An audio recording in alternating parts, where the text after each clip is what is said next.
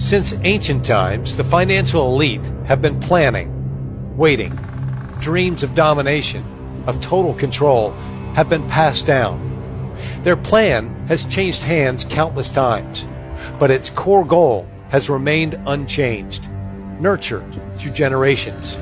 From Caesar to Charlemagne, from Napoleon to Roosevelt, and down to the present day, and the first generation with the technology to carry that plan out. When they unleash it on an unsuspecting public, there will be no time to prepare, no time to react. In just 48 hours, the elites will freeze bank and brokerage accounts worldwide. Millions of Americans will lose access to their own money, in some cases, forever.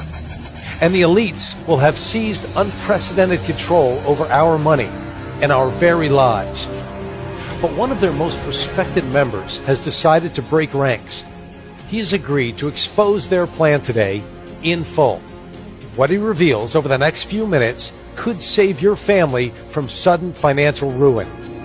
As you're about to see, it could one day save your life. Hello, I'm John Burke for the Daily Reckoning. We are coming to you today from our perch overlooking the White House in our nation's capital. Welcome to this emergency briefing with Jim Rickards, financial threat and asymmetric warfare advisor to the White House, Pentagon, and CIA. Rickards joins us today with an urgent warning, one he hopes all Americans will heed. According to Jim Rickards and members of the U.S. intelligence community, the time to prepare has arrived. Mr. Rickards, welcome to our broadcast. My pleasure, John. Thank you for having me. Now, your team has identified a network of elite operatives, and they have wormed their way into many of the most powerful financial institutions on earth. This list includes the International Monetary Fund, the Bank of International Settlements, the World Bank, the United Nations, and every central bank in the G20, including our own Federal Reserve. When the signal sounds, you predict that this network will pull the plug on the global financial system. Now, that will cause every bank, brokerage, and business to go dark in a massive coordinated attack. Their latest hit list, if you will, includes some 5,967 banks, such as Wells Fargo, Citigroup, and J.P. Morgan Chase. But they won't stop at the banks. These elite operatives will move to take control of approximately 3,800 asset managers as well. Now, Jim, you expect to see them seize control of BlackRock for nearly $5 trillion, Fidelity for $2 trillion, Vanguard for $3 trillion, and UBS and State Street for a combined $5 trillion or so. And when the freeze comes, citizens nationwide will lose access to their money almost instantly. No cash will be allowed to enter or exit the system without the network's approval. And Donald Trump's presidency will not likely survive the chaos about to ensue. But before we get to the details about this, I want to remind our viewers of your background, Jim. In the 1970s, you helped the White House to craft the petrodollar accord. Your actions helped to save the U.S. dollar and the oil embargo and sidestep war in the Middle East. In 1981, you helped the Reagan administration negotiate an end to the Iran hostage crisis, saving 53 American lives. In the 1990s, you helped the Fed wind down long-term capital management, averting a collapse of the global financial system. After 9/11, the CIA recruited you to assist on a counterterrorism project called Project Prophecy. You created a system to detect terrorist attacks before they happen by decoding complex financial signals. In 2006, Prophecy detected a looming terrorist attack in London. Officials were able to intercept the attackers, saving countless lives. That same year, you began warning our intelligence officials in Washington of a looming financial crisis. In September 2006, the CIA circulated your warning among its senior staff. Your full thesis appeared in the CIA's official journal, Studies in Intelligence. That material remains classified. However, on August 24, 2007, you shared the same warning with officials from the U.S. Treasury Department. You even supplied Treasury with a plan for averting the crisis called Proposal to Obtain and Manage Information in Response to Capital Markets Crisis. Unfortunately, Washington failed to act on your warnings in time. The result was the worst financial crisis since the Great Depression. Now, Jim, you say we're about to experience a radically new kind of crisis. one that will freeze the financial system, leading to global chaos. In your new book, The Road to Ruin, you write, the next financial crisis will not be merely a bigger version of the 1998 and 2008 crises. It will be qualitatively different. It will encompass multiple asset classes on a global scale. It will exhibit inflation not seen since the 1970s, insolvency not seen since the 1930s, and exchange shutdowns not seen since 1914. State power will be summoned to contain panic. Capitalism will be discredited once and for all. Not only will the coming crisis destroy more investor wealth than 2008, not only will it last much longer than the Great Depression, this crisis will be historic for another reason. And I'm talking about this network of elites using the crisis for cover. At the appointed hour, they'll launch their attacks, and the financial system will go dark worldwide. Trillions will vanish instantly, and in many cases, permanently. And hundreds of millions of Americans will be cut off from their own money for months or even years. Now, this sounds like the biggest confiscation of wealth in history. There's no doubt. So, Jim, let me ask, could you please share with our viewers where this threat is coming from and how to prepare? Let's start with some background and context, because I know this must sound hard for some viewers to believe. I was having dinner with a friend not long ago in New York City. We met at a place called Oriole, which is in Midtown. My dinner companion that night was a senior advisor to BlackRock. As you may know, BlackRock is now the largest asset manager on the planet. It directly manages $5 trillion in assets, and it oversees another $11 trillion through its Aladdin platform. That means one firm controls more money than the GDPs of China, Russia, and Japan combined. Anyway, my dinner companion happens to work directly for BlackRock's CEO. As we nursed our white wine and the evening wore on, she let something slip. If I remember her words, she said something like, "They want to tell us we can't sell." What was she talking about? Who was she talking about? I placed a few calls, first to my contacts in Washington, then to a few people on Wall Street. Soon I was on a plane for a series of meetings to London, to Geneva, back to New York, then down to South America. As I began connecting the dots, a pattern emerged. It revealed a network of more than 189 individuals positioned inside the world's major financial institutions. Some of them hold senior positions inside the IMF, World Bank, and every central bank in the G20, including our own Federal Reserve. These elites share one vision, and they're about to make it a reality. That vision is one world order, one world taxation, and one world money. They've worked for years behind the scenes preparing to realize that vision. They've literally rigged the laws of international finance. Everything is basically in place right now, and there's essentially no way to stop this from happening. When the crisis hits, they'll flip the switch, freezing the global financial system. That will give them time to reset the world economy according to their vision. As the coming crisis unfolds, President Trump will be powerless to stop it. In fact, trying to stop them would probably weaken the president's power altogether. That is amazing, Jim, really. So what did these elites want from your contact at BlackRock? Basically, they want to classify BlackRock as too big to fail. The technical term is Systemically Important Financial Institution, or SIFI. That designation normally applies to banks, such as Bank of America. If your bank gets the SIFI label, it means the government will bail you out first in a crisis. But it also means you must turn over control of your bank until the crisis subsides. In this case, they're trying to reclassify BlackRock, an asset manager, as too big to fail. If they succeed, they'll be able to freeze BlackRock when the crisis hits. BlackRock clients won't be able to sell. They won't be able to buy either. Their accounts will go dark indefinitely. And the elite operatives will take control of BlackRock's assets remotely via the internet. But our research shows that their ICE 9 plan goes much, much deeper than that. Now, you refer to their plan as ICE 9. You just said that. What does that mean? It's a reference to the Kurt Vonnegut novel, Cat's Cradle. In the book, a mad scientist creates a new form of water molecule called ICE 9. When it comes in contact with other water molecules, it freezes them at room temperature. One drop of ICE 9 can freeze the whole ocean. And that's what these elite operatives are about to do to the world economy. Now, can you share with our viewers exactly who these operatives are and what their ultimate goal might be? Like I said, John, more than 189 elite agents have slowly wormed their way into leadership positions across the board. They now sit at or near the head of the IMF, the World Bank, and even our own Federal Reserve. They also control much of what happens at the central banks of China, Russia, India, Brazil, Canada, and Europe. As you know, these institutions form a kind of global superstructure.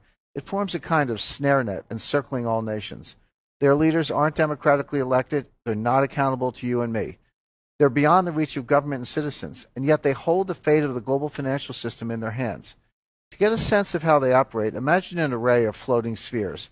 One sphere is labeled IMF, one is labeled Fed, one is labeled Bilderberg, one is labeled Wall Street, one is labeled central banks, one is labeled intelligence agencies, one is labeled media, and so on. The elites inhabit all of these spheres, and together the network forms a kind of 3D Venn diagram. As I see it, regardless of what sphere they inhabit, the elites all share the same vision: one world order, one world taxation, and one world money. All of their actions are geared toward moving that agenda forward. Now, are you able to share the identities of these elites with our viewers? We've identified more than 189 individuals who are in many cases hiding in plain sight. Regardless, they all share the same vision: one world order, one world taxation, and one world money. A short list would include Christine Lagarde, Managing Director of the International Monetary Fund, IMF; Mark Carney, Governor of the Bank of England; Raghuramji Rajan, Vice Chairman of the Bank for International Settlements; Haruhiko Kuroda, Governor of the Bank of Japan; William C. Dudley, President of the Federal Reserve Bank of New York; Agustin Carstens, Governor of the Bank of Mexico; Janet Yellen, Chairman of the Board of the Federal Reserve System; Mario Draghi, President of the European Central Bank; Zhu Min, former Deputy Managing Director of the IMF; Zhou Zhouquan, Governor of the People's Bank of China; Robert E. Rubin, Chairman of the Council on Foreign Relations. This A-list of central bankers and other elites is just the tip of the iceberg. Of course, not one of these elites will tell you outright what's going on, but I've seen and heard enough to connect the dots for myself. Not long ago, for example, I met with one of their senior operatives. He's a leading economist who served as the chairman of the Federal Reserve during the last crisis. He's considered one of the most influential minds in banking today. We met privately during a conclave in Seoul, South Korea. Of course, I'm talking about Ben Bernanke. I came away from my meeting with him stunned and convinced that Ice 9 was real. Not long before that, I set up a one-on-one meeting with another member of the network. His name is Zhu Min, the former deputy governor of China's central bank. Until recently, he served as deputy managing director of the International Monetary Fund. Zhu is a brilliant guy, like Bernanke, and he's pleasant and well-meaning. There's no doubt in my mind that he's also a member of the elite network preparing to impose Ice 9 on millions of Americans. But I wasn't done with my research. I have since met with dozens of senior officials, intelligence analysts, and former Wall Street colleagues. My quest led to a final meeting, a face-to-face summit with the head of Bilderberg. We met at Rockefeller Center in Manhattan, and he was very eager to get my take on the euro as a currency. I was happy to provide it, of course, in exchange for some valuable intelligence. As I say in my new book, he did not have horns. In fact, he gave me a nice gift when we parted ways, a blue Swedish vase. I keep it in my writing studio at my home in Connecticut. But my point is, I came away from all three meetings convinced of one thing. When the next crisis hits, the elites are planning to freeze the financial system, and they'll replace it with a new system, one not based on the U.S. dollar. When that happens, we'll wake up to a very strange and disturbing new reality. And for our viewers that are watching today, what might their reality look like that morning? How does this manifest? First, they'll have gone to bed knowing that a massive financial crisis was underway. But when they wake up, they'll find it has worsened and the contagion has spread worldwide. When they go to withdraw money, their ATM will say, closed temporarily. When they go to sell stocks, their account will say, transaction not available. When they go to their local business, that business will only accept cash if it's open. As citizens realize they're being barred from their money, riots will erupt. It's going to get really bad really quickly. How would such a freeze actually work? And wouldn't that be highly illegal? Well, it wouldn't be illegal technically because they've been quietly laying the groundwork for years. They've rigged the financial laws, changed the rules of the game to allow this to happen. The stage is set. They have the levers in place. The lights are positioned. Now someone just needs to flick a switch and they'll impose Ice 9 rapidly. And again, all of this will be legal because they've rigged the system in their favor. Here in the U.S., for example, Congress pushed through something called the International Emergency Economic Powers Act, or IEPA. This allows the government to freeze accounts, assets, even whole institutions at will. The only condition is that there's some threat to national security with a foreign connection. Of course, with a global market, every financial crisis has a foreign connection. Any systemic crisis fits the bill. And the thing is, when the next crisis hits, it's going to be so bad, President Trump won't have any choice but to go along with the elite's plan. Wow. That is, you have to admit, that sounds somewhat hard to believe. Now, how could these operatives actually freeze a whole country's financial system? Well, fortunately, we have some recent real-life examples to study. The elites have been conducting a series of dry runs for years, leading up to ICE 9. Look at Cyprus, for example. A few years ago, the Cypriot economy was in trouble, especially the banks. The IMF stepped in and loaned Cyprus $10 billion, but the loan came with strings. Now pay attention, because this is precisely what they're going to do. But imagine it on a global scale. So in exchange for the capital injection, the IMF demanded control over the Cypriot banking system. More specifically, the IMF froze the entire system, literally every bank in the country. And they did that to ensure the IMF's demands were met, including strict capital controls. So how did all this impact regular citizens? Their local ATMs went dark. Even the bank branch was closed, permanently in some cases. Citizens could not withdraw cash. They couldn't even transfer funds from one account to the other. What came next? Wealth extraction on a grand scale. The IMF basically stole 6 to 10% of all the cash in the Cypriot bank accounts. How did the elites justify this?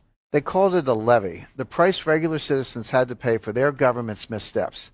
Keep in mind, these asset confiscations were done at the balance sheet level with the institutions themselves. They never had to confiscate individual accounts.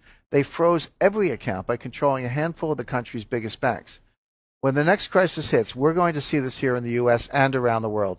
And it'll be a highly coordinated global attack on the entire system simultaneously. All right, but hold on here. Wasn't Cyprus a fairly isolated example of the globalist elites taking over a nation's banking system? Not even close, John. The same thing has happened in other places. It's happening in Greece right now. As you know, Greece has been navigating a massive debt crisis for years. In 2015, the IMF and their partners moved in to recapitalize Greece's banks.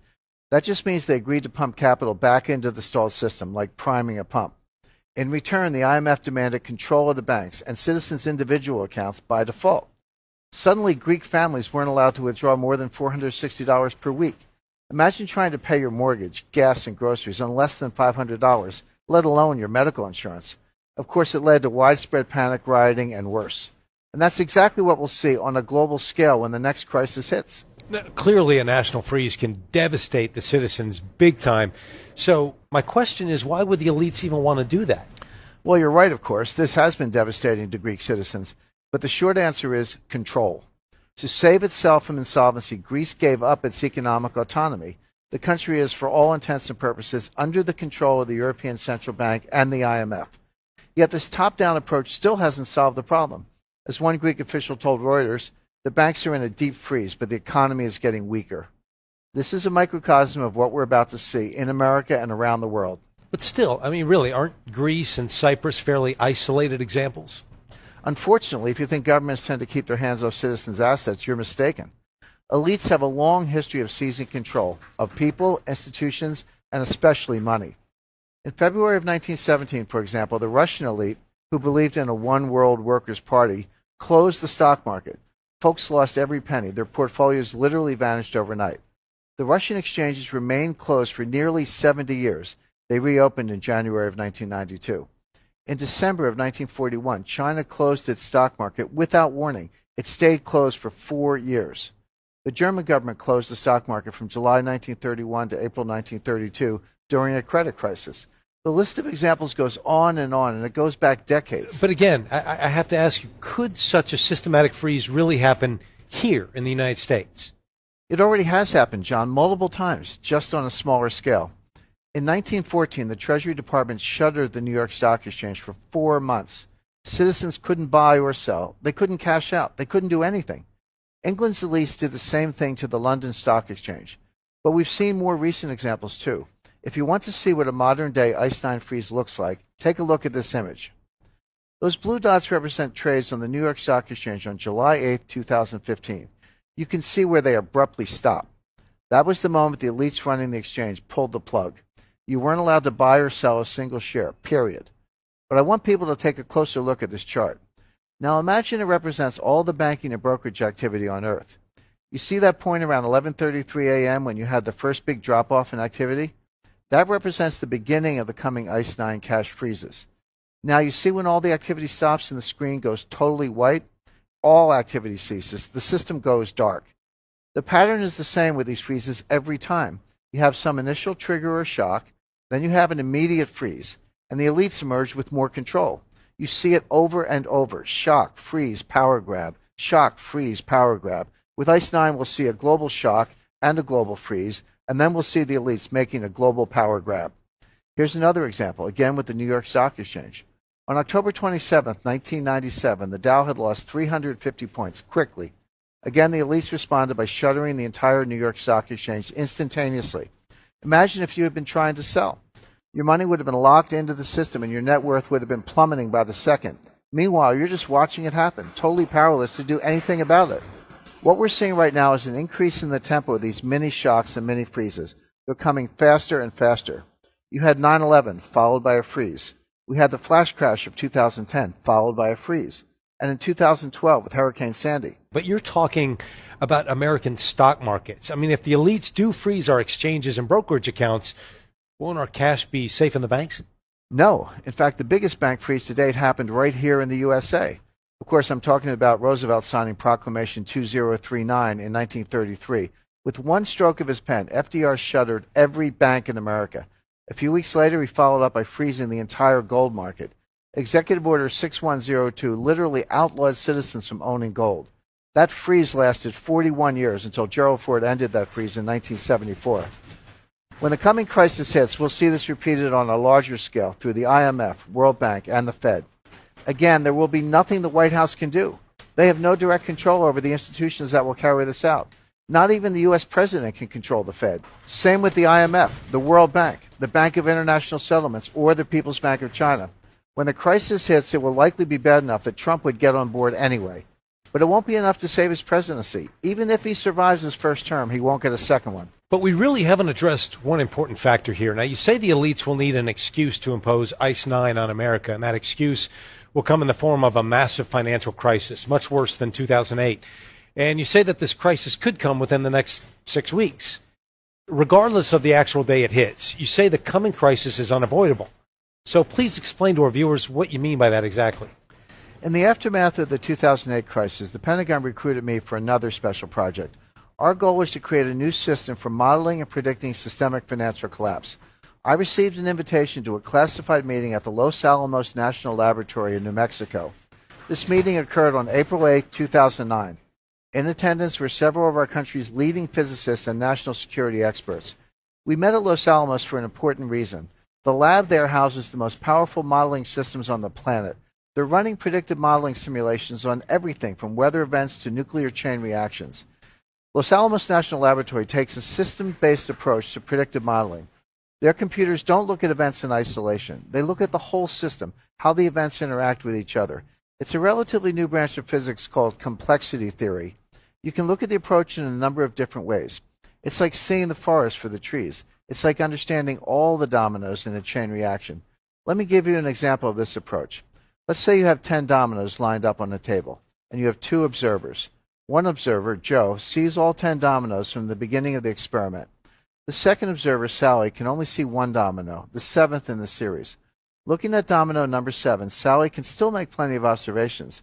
It appears stable, for example. It also appears just as likely to fall in one direction as the other. She can study it for years, and she can assume it will never fall. On the other hand, Joe sees all 10 dominoes, including number 7. So one day a force comes along and tips domino number 1 into domino number 2. At that moment, Joe can tell you with near 100% certainty that domino 7 is about to fall. Sally, on the other hand, continues along blissfully unaware, yet with total expertise when it comes to domino number 7. She just can't see how it fits into the system of dominoes, and she can't see the inevitable event coming. When domino 7 falls, Sally is caught almost completely unaware. Well, in essence, Sally represents the mainstream economists and media pundits. Joe represents the approach we developed at Los Alamos National Laboratory. And I've since refined that approach into an advanced threat detection system called Los Alamos Multi-Factor Projection, or LAMP, LAMP. LAMP uses advanced computer assisted modeling and systems-based analysis to shine a light on systemic risk. And it can show us for the first time all the dominoes at play in the world financial system. You can look at our economy like a very long series of dominoes. Some run north-south, some run east-west, but they all interconnect at some point. Together, they form a complex system. Our Los Alamos multi-factor model was designed to analyze that system. So what are we seeing from our analysis? In complexity terms, our system has entered into a critical state. The dominoes have begun to fall, and the next crisis is now inevitable. And when that crisis hits, the elites will impose ICE 9, freezing the world financial system. You've shown us how they've rigged the system in their favor. And when the coming crisis hits, they'll simply flip a series of switches, freezing the whole system very rapidly. And your system indicates that the dominoes have already begun to fall. So can you share with us some of what those dominoes might be? The first domino shock hit on October 15th in 2014. Between 9:33 and 9:45 a.m., liquidity pretty much disappeared in the Treasury market, and that's the most liquid market in the world. Inside of about 6 minutes, yields tanked 16 basis points from 2.02% to 1.86%. Over the next 6 minutes, yields jumped back up to 1.99% before ending the day around 2.14%. The Treasury market is enormous. It moves like a glacier, not an avalanche, but this was an historic anomaly. As JP Morgan CEO Jamie Dimon said, Treasury securities move 40 basis points, statistically 7 to 8 standard deviations, an unprecedented move, an event that is supposed to happen only once in every 3 billion years or so. This was no random event. This was a domino. This was exactly what you'd expect to see when a complex system goes critical. Let's take a look at domino shock number 2 now. For years, investors were loading up on Swiss francs as a safer alternative to the euro. The demand drove the franc higher. This created pressures in the Swiss economy, mainly by driving up the price of Swiss exports. The Swiss tried to control demand by pegging the franc's value to the euro. The idea was to make both currencies equally attractive and keep investors from piling into francs. But once the European Central Bank started talking about quantitative easing, the Swiss got nervous. And on January 15, 2015, the Swiss Central Bank shocked the world and scrapped the franc to euro peg. The Swiss franc, a major currency, mind you, soared 20% in 20 minutes. We've never seen anything quite like it. The real losers were the Swiss stockholders. They took a 10% haircut almost immediately. Even the big safe companies nosedived. Credit Suisse lost 11% in a matter of minutes. The elites took control and triggered a bloodbath. Basically, they made it worse. Are there any more examples of these domino events that we should know about? Between August 10th and August 31st of 2015, the Dow tanked 11%. Here's what actually happened. In August of 2015, the Chinese central bank decided to devalue the yuan. Again, they wanted to keep the currency cheap to drive Chinese exports. So they devalued about 3.2% over 2 days, a huge move for a major currency. What happened next? The Shanghai Stock Exchange plunged 43%, erasing $3 trillion in Chinese investor wealth. Then it rippled across the Pacific and wiped out another $2.5 trillion here in the U.S. It caused similar panic across Asia, Europe, even South America. Now let's take a look at domino shock number 4. Throughout the first half of 2016, Britain was pondering leaving the European Union. The people were set to vote on June 23rd for remain or leave the Union. 3 days before the vote, my team and I flew to London for a series of meetings. We applied the LAMP system to analyze all the factors involved. We got a hit on 2 important indicators. Just before the vote, the pound jumped from $1.40 to $1.50, and gold dropped from $13.05 to $12.60 an ounce. The market was pricing the pound and gold for remain. The experts gave almost no chance to Brexit going through, but LAMP indicated approximately a 50-50 chance of leaving or staying. With gold and the pound already priced for remain, they would stay stable if remain won. But if remain lost, gold would absolutely skyrocket and sterling would plunge. There were 2 ways to play it, long play on gold and a short play on sterling. Of course, leave did win. Pound sterling plunged from $1.50 to $1.32 within hours, a 12% decline. Again, absolutely no precedent in history for these kinds of swings in major currencies. But this provides a perfect example for how LAMP works. I applied the system to Brexit and it modeled out a possible spike in gold.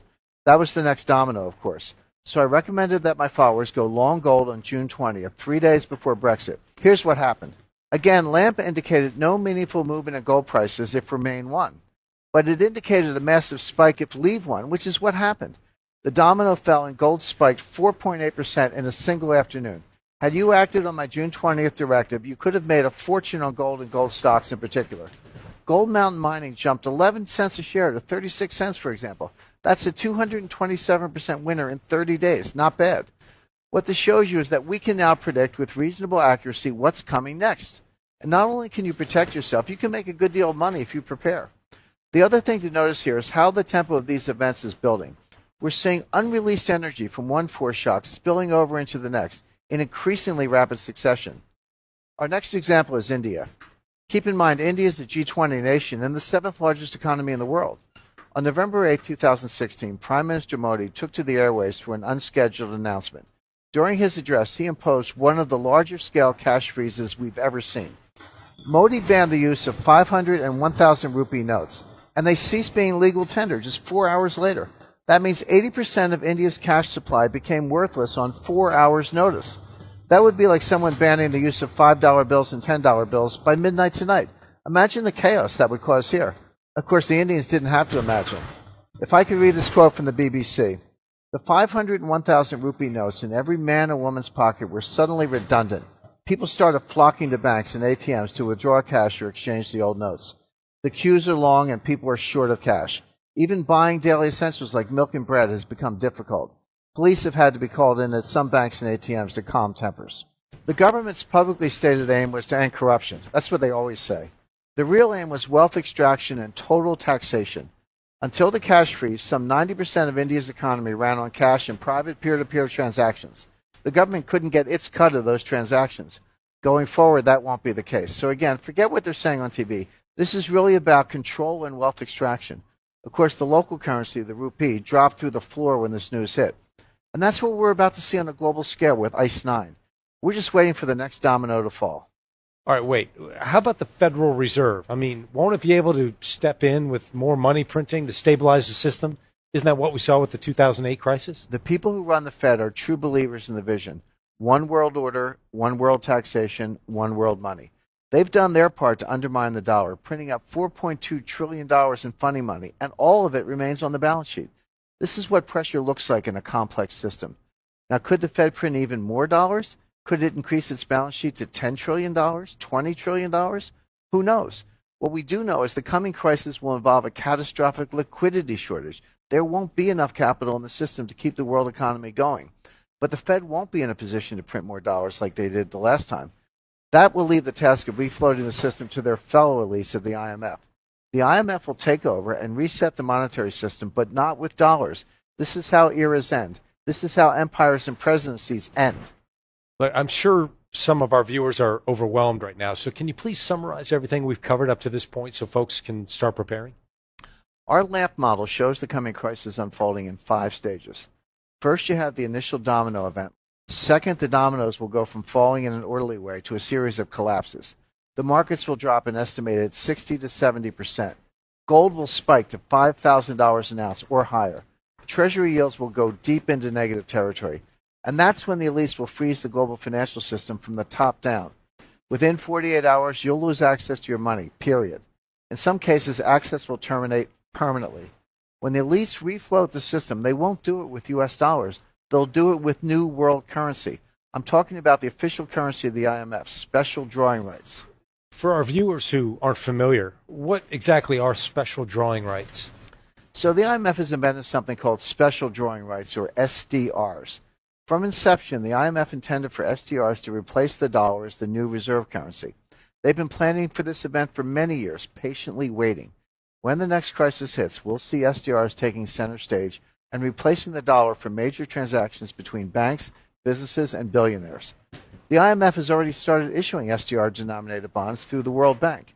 And when the next crisis hits, they'll refloat the world financial system in exactly this way, by issuing mountains of SDRs to governments and international institutions worldwide. The dollar will get left out of the new equation, and Americans will wake up to a new post-dollar reality just 48 hours later. Here's the final twist. They won't be issuing any of these SDRs to individual Americans. We'll be left with dollars, which will become like our version of the Mexican peso. Why are the elites so anxious to bring about one world money? I mean, what's the end game? The end game is control and wealth extraction. If you have one world money, you can have one world central bank, the IMF. Once you have one world money and one world order, all overseen by the elites, they can begin wealth extraction on a grand scale. I'm not just talking about taxation, although a world taxation plan is in the works for after ICE 9. I'm talking about all kinds of confiscation of assets. They'll come after every penny they can through taxation, penalties, regulatory schemes, bank levies, trumped-up criminal prosecutions, and good old-fashioned thievery. In the end, we'll see the rise of neo-fascism around the world, along with a massive redistribution of wealth. The elites will come out the big winners. Everyone else, including the middle class, will come out devastated. You write in your new book, The Road to Ruin, once capital is frozen, capitalism itself is gone. Are you saying that the coming crisis will lead to the death of capitalism itself? Yes, I'm saying that we won't recover from the next crisis. We're about to go through a one-way door. There is no turning back. This won't be about fixing the capitalist system. It will be about replacing it. All we're waiting for now is the big domino. That's an incredible warning, Jim, and one we here at the Daily Reckoning hope that viewers will heed. In fact, we're taking it a step further. We've partnered with Jim Rickards to produce an exclusive edition of his new book. It's called The Road to Ruin, The Global Elite's Secret Plan for the Next Financial Crisis. Now, this book reveals everything you need to know about the coming crisis, and we're rushing copies out to viewers of this presentation for free. Again, we have a limited supply, so I urge you to claim your complimentary copy today. Inside, you'll discover 242 pages of truly shocking information. You'll discover how Jim's LAMP system proves the coming crisis must happen. And you'll discover exactly what's going to happen when the elites roll out ICE 9, including how to prepare. You'll go inside the secret meetings that confirm these facts, including Jim's one-on-one meetings with the head of the Bilderberg Group, former Fed Chair Ben Bernanke, Zhu Min, Deputy Managing Director of the IMF, and more. The Road to Ruin will serve as your survival guide to the coming crisis. And there's a good reason for that, John. The book itself is going to be interesting to economists, journalists, and anyone who's concerned about the rampant abuses of power among the elite. But I wanted to create a special edition just for our viewers here today. So this edition of the book contains a special missing chapter. Inside, people will discover a detailed portfolio of recommendations. They include stocks, bonds, precious metals, currencies, real estate, and more. All of these investments are perfectly tailored for the conditions we're seeing now and likely to see over the next 6 months. We've spent literally hundreds of thousands of dollars in more than 10 months vetting every one of these recommendations. But folks who claim their copy of the special edition will get them all for free. Jim, I'm sure our viewers would love to know what's in the portfolio right now. Can you share any details? Sure. The ICE 9 portfolio breaks down into 8 asset classes. It starts with physical gold and silver. A common mistake people make is confusing physical gold with what I call paper gold. By that I mean gold futures, ETFs, gold certificates, and gold stocks. Folks should make sure they have a proper allocation to physical gold before adding paper gold to their portfolios. So that's the top priority. Then you should have a large percentage in cash, including some in physical notes.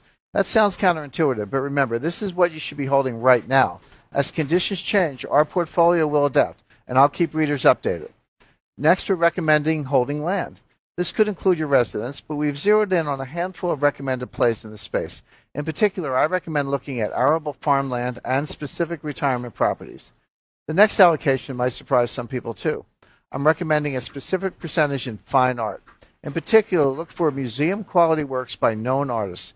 Most people don't realize this, but you can own a genuine Picasso for $10,000 or less. I'll show you how. The final allocation goes to stocks, hedge funds, bonds, and venture capital. In total, the ICE 9 portfolio contains 8 asset classes. I reveal the exact percentages in the book.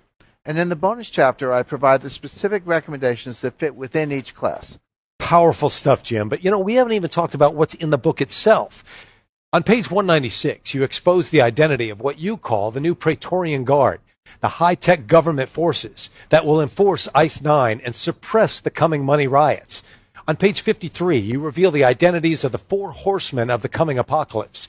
These are elites, names our viewers will recognize, who are hastening the arrival of ICE 9 and preparing to usher in the next world order. On page 107, you unmask the identity of the 14 families that really control Wall Street. These are the elite of the financial elite, and you reveal how and why they loved watching Bear Stearns collapse. On page 52, you blow the cover off the secret gathering places of the elite, including locations and dates. This is where they're planning our future without our input. You tell readers who they are, what they're doing, and how to counter their next move. Of course, this special edition contains the missing chapter and your proprietary portfolio for navigating ICE 9. But you're including something else with this special edition. And I'm talking about a raft of tools our viewers can use to navigate the coming crisis. And together, they form something called the ICE 9 Prep Kit. And for viewers who claim their kits today, they'll get it all for free. Now, Jim, can you walk us through everything folks will receive if they respond right away? We expect a very fast-moving crisis, John. The book will provide you with a foundation, the basic knowledge of the playing field. But things are going to start changing very quickly. We'll need to adjust our game plan as new information enters the equation. Each month, we'll assess the situation on the ground. We'll talk about what the elites are up to. I'll reveal what's going on behind the scenes and the headlines. We'll expose the real actions and motives of the Fed, the IMF, the World Bank, and the elites in Washington and Wall Street. What's more, we'll stay one step ahead of their every move, and I'll recommend specific adjustments to our recommended portfolio as needed. These private conclaves will be kept secret. I would urge attendees to please not publicize the sensitive intelligence we reveal. That ensures we'll retain our information advantage. Now, normally Jim's briefings are reserved for members of Congress, the White House, the CIA, and powerful insiders from firms like BlackRock and Citigroup. But finally, you'll have direct access to the man who advises them all. And you'll receive this intelligence before anyone else, before the president, before Congress, and before the Federal Reserve. I hope you can see what kind of edge that will give you in the markets. But you're including something else in the ICE 9 prep kit. Yes. So what's the first thing most people do in a crisis? They panic. And what do investors do when they panic? They sell everything and buy gold, right? As we get closer to ICE 9, the gold markets are starting to gyrate pretty wildly.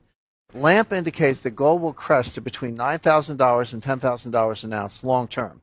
But it also shows there will be massive peaks and valleys along the way.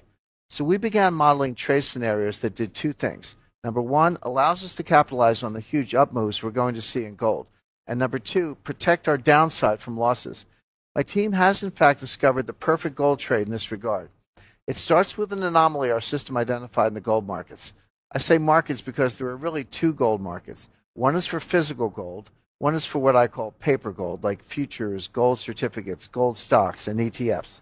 You can track the price action between physical and paper gold using two ETFs. The first one is GLD, which tracks physical gold.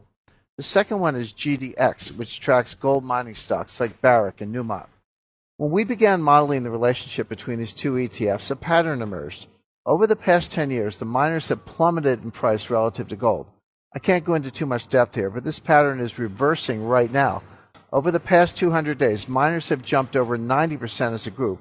Gold has risen about 25%. That's creating a huge opportunity, but how do you play it? We've created the perfect way to capture 10-bagger gains with very limited downside using options. We can even calculate how much folks could make on this trade down to the penny based on an initial investment of just $1,800. When gold goes to $1,500, you'd pocket $2,000, an easy double. If gold goes to $2,500, you'd earn about $8,000. If it goes to $5,000 an ounce, you'd pocket $23,000, and so on. If you double your initial investment to $3,600, all those numbers double too. So you'd pocket $46,000 in a matter of months with just $3,600 at risk. Actually, much less at risk because of the way we've structured the trade. The remarkable thing is that our perfect gold trade removes nearly all the downside. And you've put all the details into another new report, which you call The Perfect Gold Trade, the safest way to 1,178% gains. When folks claim their free copy of your book, we'll send them this report as well, also free. You say the U.S. dollar will fall in the next crisis. It will be replaced by special drawing rights, or SDRs. Yes, and the elites are racing to find a way to invest in SDRs now before they become the new reserve currency. When that happens, the value of SDRs will skyrocket. But remember, when they refloat the system, they'll flood the world economy with SDRs. But that money won't trickle down to you and me. It will remain at the top of the system in the vaults of central banks, monetary agencies, and global corporations. We'll be left with near worthless dollars for everyday transactions. But you provide 6 more currency investments poised to soar as ICE 9 unfolds. Folks can make all these moves without trading risky Forex. One of them involves an unusual silver coin, and you say it's the perfect complement to your recommended gold plays. We actually believe that silver will rise much further and faster than gold on a percentage basis. After the 2008 panic, gold surged 29%, but silver rose 83%. That's about a 3-to-1 ratio in terms of price action, and it's fairly typical of the silver-gold relationship. In other words, if gold soars roughly 6-fold to $10,000 an ounce, silver could rise 18-fold, a 1,800% rally. But as with gold, not all silver coins are made equal. That's why we've studied this area extensively in preparation for ICE 9. and I've identified the single best silver coin to own today. Okay, let's review everything you'll receive when you claim your kit today. Of course, you'll receive the special edition of The Road to Ruin, complete with the missing chapter, and the Ice 9 portfolio, the perfect gold trade, the safest way to 1,178% gains. And you'll receive everything mentioned above for free. How do you claim your Ice 9 prep kit right now? Simply agree to take Jim Rickard's monthly advisory letter for a test drive. That's it. It's called Jim Rickard's Strategic Intelligence. This letter is read by high-ranking members of our intelligence community, Wall Street titans, hedge fund managers, and other elites. But now, you can access these same high-level ideas with your Strategic Intelligence subscription. Strategic Intelligence delivers Jim's analysis and latest recommendations every month. You'll receive first-hand intelligence on developments inside the Fed, Congress, and other powerful institutions. More importantly, you'll be able to adjust your investments accordingly, keeping at least 6 months ahead of even Wall Street. That gives you an information advantage, and it could very well save your family's financial life when Ice 9 hits. But Strategic Intelligence goes well beyond the monthly issues. For more details and to get started right away, simply click the button below. Now, I want to thank Jim Rickards for joining us today. And Jim, it has been a real wake-up call and, I have to say, an extremely useful conversation. So, Jim, any parting words for any viewer out there wondering what to do next? Well, in a word, prepare. Prepare now. Don't wait. The system is on red alert right now. The switch could be flipped tomorrow. It could be flipped next week. But when they flip the switch, it'll freeze your accounts instantly. You will not have time to react. So the only way to protect your family is with preparation. So even if you don't read the book, I would encourage you to move at least some of your assets out of the system now and be ready for whatever chaos is coming our way. All right. Thank you very much, Jim, for your time today. Really do appreciate that. And with that, I'm John Burke for Jim Rickards and the Daily Reckoning. Signing off.